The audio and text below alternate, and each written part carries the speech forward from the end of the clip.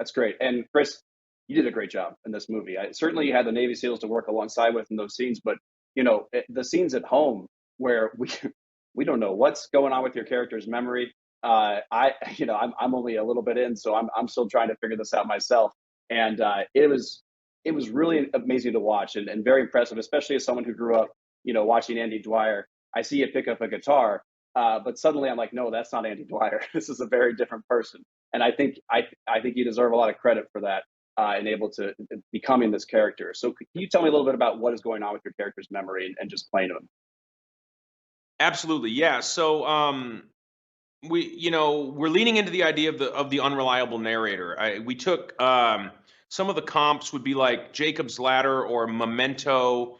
There's this psychological thriller aspect, and I don't want to get too spoilery, but there's something wrong with James Reese's mind.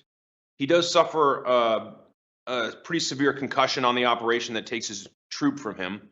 And coming home, we find out that his memories of what happened overseas and essentially what we've just seen conflict with the facts in the report and in the audio recordings. And so we realize he's an unreliable narrator. And because you start to question the perspective in a first person's perspective story, you don't know who to believe. And the beauty of that, as it's set in a psychological thriller, is we're talking about men who have a type of hyper situational awareness that they actually can't even really turn off once they go back into the real world.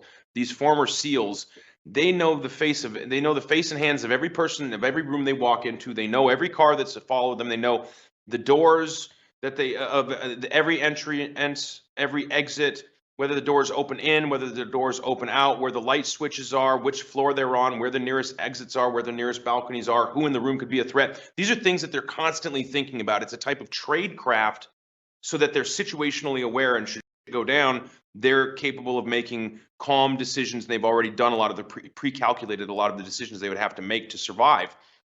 And I've seen it in my friends Jared and Jack and Ray and the various members of the teams that I've met. That's really how they operate, and they're constantly processing these things at a hyper speed. It's really a special mindset required to be able to live in that type of a world. And so with this character James Reece coming home, we're wondering, is this tradecraft or is this paranoia? Is this a man who's losing his mind? And does he really have anything to be worried about? Or is he embroiled in some far-fetched conspiracy to take out his men and to put his family at risk and his life at risk? And so we get to really dance between those lines and keep you guessing as to whether or not James Reece is kind of the perpetrator of the violence that's happening in the series. And so, it was really fun to play.